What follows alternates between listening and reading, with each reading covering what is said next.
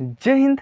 आज काफ़ी दिनों के बाद हम सभी की मुलाकात हो रही है, क्योंकि सभी बच्चे एग्ज़ाम में बिजी थे और हम भी एग्ज़ाम में ही बिजी थे, आप लोग जानते ही होंगे। ठीक है, और अब तो रिज़ल्ट का इंतज़ार है। ठीक है, तो इंतज़ार तो रहेगा भाई, क्योंकि क्या होता है कि रिज़ल्ट जो जब तक आएगा नहीं तब तक यहाँ पे जो है वो लगता रहेगा कि कब रिज़ल्ट आता। ठीक है, तो चलिए वीडियो को स्टार्ट करते हैं और देखते हैं आज के एकदम महत्वपूर्ण टॉपिक जो हमेशा एग्जाम में इस बार भी पूछा हुआ था।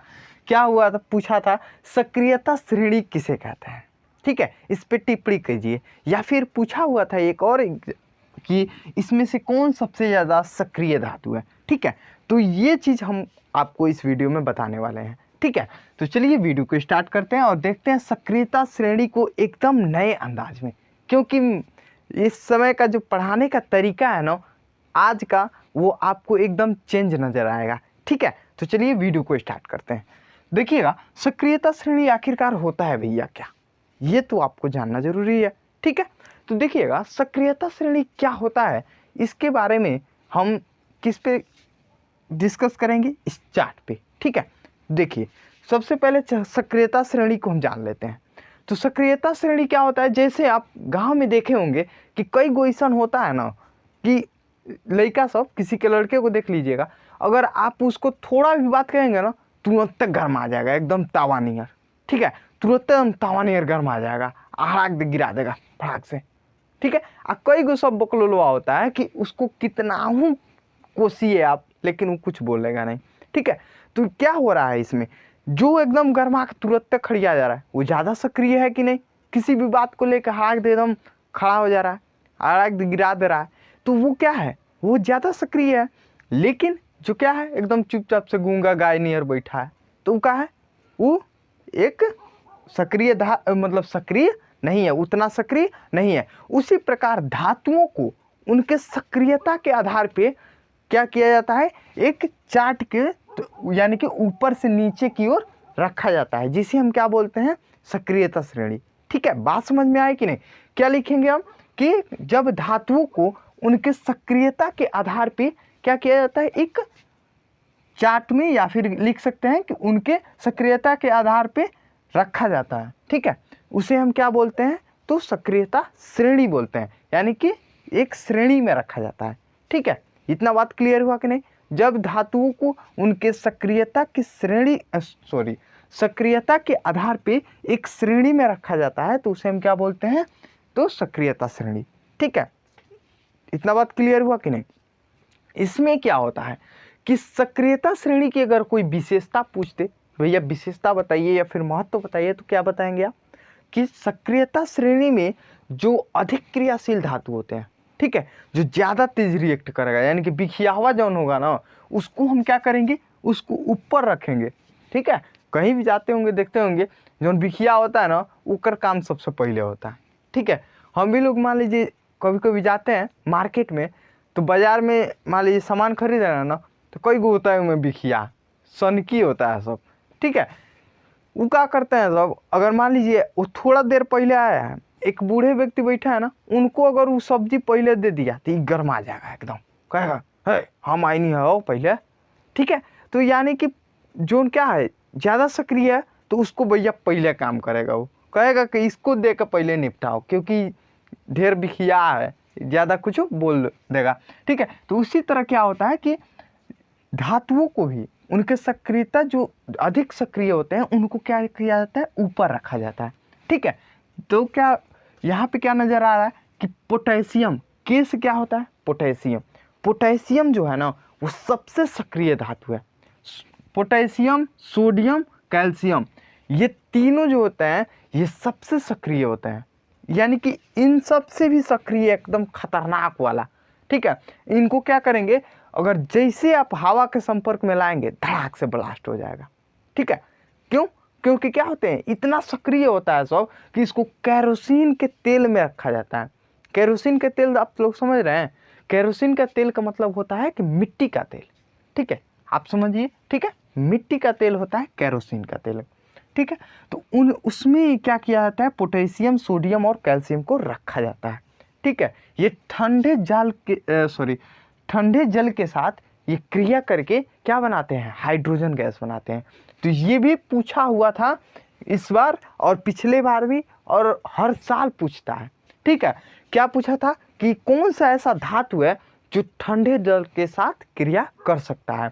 तो ये 3 धातु याद रखिएगा कि पोटेशियम, सोडियम और कैल्शियम, ये तीनों ऑप्शन में से कोई भी हो ना तो आप टिक कर सकते हैं। ठीक है, अगर मान लीजिए तीनों ऑप्शन में दे दे तो क्या करेंगे भैया, तो क्या करेंगे, तो पोटेशियम मार देंगे। लेकिन वैसे आपको तीनों ऑप्शन देने वाला नहीं है।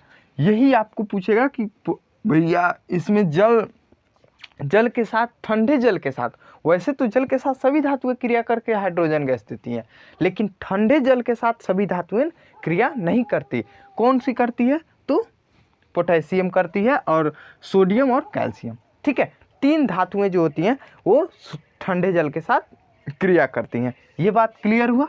चलिए अब देखते हैं थोड़ा सा, अब इसके फ्लो चार्ट के बारे में एकदम डीपली जान लेते हैं। ठीक है, तो आपने ये जान लिया कि भैया जो पोटेशियम है वो क्या है, सबसे सक्रिय धातु है, इसीलिए इसको कैरोसिन के तेल में, सोडियम भी कैरोसिन के तेल में और कैल्शियम भी कैरोसिन के तेल में। ठीक है, और क्या होता है कि ये जो धातुएं क्या होती हैं, हाइड्रोजन से ऊपर स्थित होती हैं। ठीक है, वो क्या करती हैं, अपने हाइड्रोजन से यानी कि नीचे की धातुओं को, जो ये वाला पार्ट दिख रहा है आपको, इसे क्या करती हैं, इनके लवण के विलयन से दूर कर देती हैं। अब कैसे दूर करेंगे ये भी जान लीजिएगा अभी। तो सबसे पहले मैं लिख दूं ये वाला कि ये क्या है, अधिक सक्रिय है, ये क्या होती हैं, ये धातुएं हाइड्रोजन से ऊपर जो स्थित होती हैं वो क्या होती हैं, अधिक क्रियाशील होती हैं। ठीक है, और नीचे वाली क्या होती हैं, तो ये कम क्रियाशील होती हैं। ठीक है, यहाँ पे मैं कम लिख दे रहा हूँ, आप लोग समझ जाइएगा। ठीक है, तो ये धातुएं जो होती हैं वो कम क्रियाशील होती हैं, जो हाइड्रोजन से नीचे स्थित होती हैं, और जो हाइड्रोजन के ऊपर स्थित होती हैं धातुएं वो क्या होती हैं, वे अधिक क्रियाशील होती हैं। ठीक है, चलिए ये आप लोगों ने समझ लिया। ठीक है, तो चलिए मैं इसे मिटा दूँ क्या, तो इसे जब देखिए ये क्या होता है कि इसे याद करने का एकदम सरल तरीका है। ठीक है, वो तरीका मैंने यहाँ पे ट्रिक के द्वारा लिख दिया है। ठीक है, तो अब ट्रिक के द्वारा लिखा हुआ है तो कैसे मैंने लिखा है इसको पहले जान लेते हैं। तो देखिएगा लिखा है हमने, कनक ने मांगा, यानी कि कनक का मतलब क्या होता है, कनक ने मांगा, यहाँ पे होगा अल्जफ, यहाँ पे अल्जफ कर लीजिएगा, अल्जफ से सीसा, यानी कि इतना पार्ट का हमने ट्रिक लिख दिया है। ये तो 4 ठो है, तो ये आप लोग लिख सकते हैं, कोई दिक्कत नहीं है। ठीक है, तो कनक का मतलब क्या होता है, यानी कि कनक कहने का मतलब, कनक का मतलब के से पहले याद रखिएगा आप लोग, के का मतलब पोटेशियम, ये तो हो जाएगा आपसे।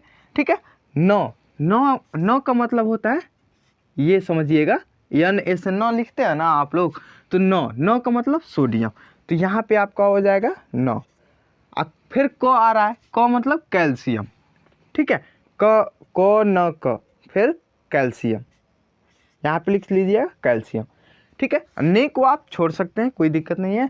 ठीक है, कनक ने मांगा से मैग्नीशियम, देख रहे हैं आप लोग, मांगा इसी में आ रहा है मैग्नीशियम में, तो मांगा से मैग्नीशियम। ठीक है, यहाँ पे अल्फज है, अल्जफ है। ठीक है, कनक ने मांगा अल्जफ से सीसा, यानी कि अल्जफ का मतलब अल से क्या होगा, तो अल से एल्युमिनियम,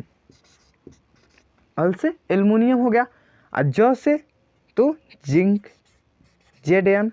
ठीक है, यहाँ पे अल से एल्युमिनियम और ज से जिंक, और यहाँ पे फ है, अंत में छूट रहा है फ से फेरस, यानी कि ये होता है Fe से फेरस होता है। ठीक है, Fe से फेरस मतलब आयरन। ठीक है, तो Fe से आयरन, तो यहाँ पे आयरन आप लोग लिख सकते हैं, आयरन यानी कि फेरस। ठीक है, अब से का मतलब क्या है, तो स्टेनस, यस से है, तो यहाँ पे Sn लिख सकते हैं। ठीक है, स यस स, तो और सीसा के क्या होता है Pb। ये आपका हो गया ट्रिक के माध्यम से, ठीक है। इसे आप लोग नोट कर लीजिए अपने नोटबुक में, ठीक है, हो गया। चलिए अब हम इसे मिटाते हैं और देखते हैं कि कैसे ये ऊपर स्थित जो धातुएं होती हैं वो अपने नीचे स्थित धातुओं को उनके लवण के विलयन से विस्थापित कर दे रही हैं। कैसे, कहाँ गया जी हमारा डस्टर, कहाँ हुआ? हाँ चलिए आते हैं अब मेन टॉपिक पे। तो एक बार मैं फिर से रिपीट कर दूं, ये हो गया पोटेशियम, सोडियम, कैल्शियम, फिर से मैग्नीशियम, एल्युमिनियम, जिंक, फिर फेरस यानी कि आयरन या फिर आयरन, ठीक है, फेरस भी लिख सकते हो आप। स्टेनस, स्टेनस का मतलब होता है टीन, ठीक है। स्टेनस के एसन का मतलब स्टेनस होता है, स्टेनस मतलब टीन होता है, ठीक है। और पीबी, पीबी का मतलब होता है लेड, ठीक है, लेड बोल सकते हो या फिर सीसा बोल सकते हो उसको, ठीक है। ये हाइड्रोजन आप लोग तो जानते ही होंगे, हाइड्रोजन क्योंकि कॉमन है इसीलिए मैंने इसको ब्रैकेट लगाया है, इसका कोई मतलब नहीं है, आप वैसे भी लिख सकते हो, ठीक है।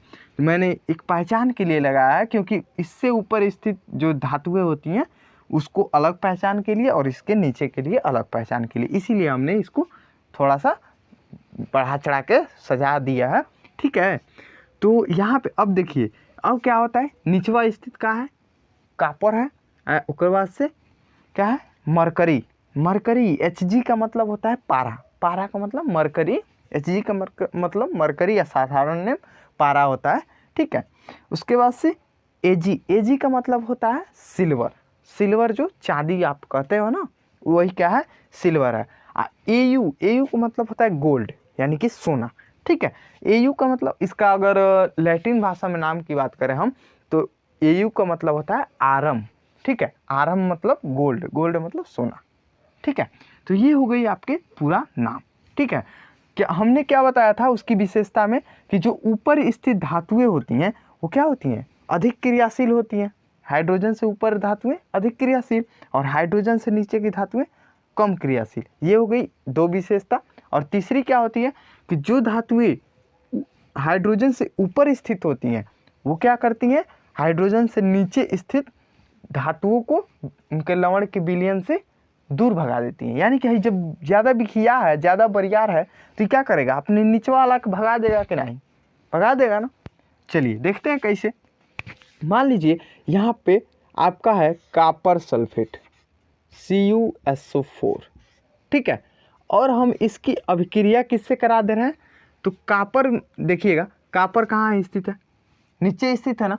अब हाइड्रोजन के ऊपर जितना स्थित होगा धातु अब ऐसे क्रिया कराएंगे, मान लीजिए हमने करा दिया Fe से, चलो कहाँ ना चल रहा है तू, Fe से हमने इसकी अभिक्रिया करा दी, ठीक है। जैसे ही हम अभिक्रिया कराएंगे ना तो ये क्या करेगा है कम क्रियाशील है कि नहीं, ठीक है। इससे अच्छा था ये मार कर चल रहा था जी, देखिएगा ये कम क्रियाशील है कि नहीं, कॉपर कम क्रियाशील है Fe से क्योंकि Fe क्या है ऊपर स्थित है, देखिए यहाँ पे कॉपर है, हाइड्रोजन नीचे, ये कम क्रियाशील होती है आप लोग जानते होंगे, ठीक है। तो ये क्या करेगा इसको इसके विलयन से हटा देगा, है विलयन बना है कि नहीं, जो लोग विलयन नहीं पढ़ेंगे उनको ये समझ में आएगा नहीं क्योंकि मैंने ये वीडियो पढ़ा चुका है, ठीक है, वो पढ़ लेंगे लोग, ठीक है। आइए यहाँ पे विलयन क्या होता है वो हमने वीडियो में बना दिया है। तो ये होता है विलयन, तो इसके विलयन से क्या करेगा ये कॉपर को हटा देगा और खुद जाके बैठ जाएगा, ठीक है। बात समझ रहे हैं कि नहीं, यानी कि कहने का मतलब क्या है कि मान लीजिए वो आपका सीट है, ठीक है, और हम क्या किए गए ज़बरदस्ती हटा दिए, कहते हटो आपसे आगे की सीट पे हम बैठेंगे, यानी कि हम क्या हैं ज़्यादा बलशाली हैं इसीलिए क्या किए उसको हटा दिए और उसके जगह पर हम जाके बैठ गए। तो यही होता है यहाँ पे, तो ये क्या होती है अधिक क्रियाशील होती है, अधिक बरियार होता है और क्या करता है कम वाले को दूर भगाएगा। तो कैसे दूर भगाता है तो जब हम इसकी अभिक्रिया कराएंगे तो क्या होगा तो बन जाएगा आपका यहाँ पे, तो बन जाएगा फेरिक सल्फेट Fe2SO4, ठीक है। और उसके बाद से क्या बन जाएगा कॉपर, ठीक है। ये हो गया आपका, सॉरी Fe2 नहीं बनेगा, FeSO4, ठीक है। ये हो गया आपका, क्या हो गया, समझ गए, क्योंकि क्या किया है, ये दूसरे का जगह ही हड़प लिया है। इतना बात क्लियर हुआ कि नहीं। वैसे ही आपको हम बता दें एक और, तो जिंक की अभिक्रिया मान लीजिए हम करा दें किससे, वही कॉपर से, ठीक है, यहाँ पे कॉपर सल्फेट से। चलिए, तो ये भी क्या है, इस कॉपर से ऊपर स्थित धातु क्या है, ऊंचा है, ठीक है, यानी कि ऊपर स्थित है कि नहीं, जिंक इससे ऊपर है। तो कराइए, कराने के बाद से क्या होगा, ZnSO4 का होल ट्वाइस प्लस, क्योंकि Z यहाँ पे देखिए Zn पे 2 गो, आप प्लस यहाँ पे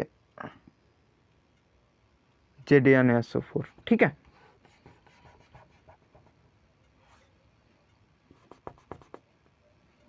ZnSO4 प्लस यहाँ पे 2 नहीं रहेगा, ZnSO4 और कॉपर,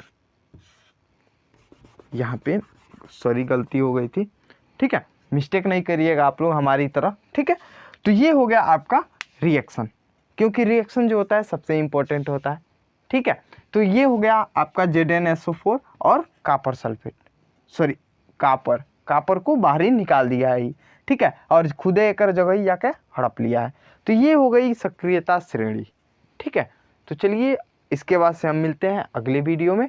तब तक के लिए ये सक्रियता श्रेणी आप लोग याद रखिएगा, क्योंकि ये MCQ के क्वेश्चन बन जाते हैं, और इस पर इसके जो क्या बोलते हैं डिफिनीशन पे ये टिप्पणी करने के लिए आ जाता है कि भैया सक्रियता श्रेणी पे टिप्पणी कीजिए, ठीक है। तो चलिए वीडियो को एंड करते हैं, ठीक है।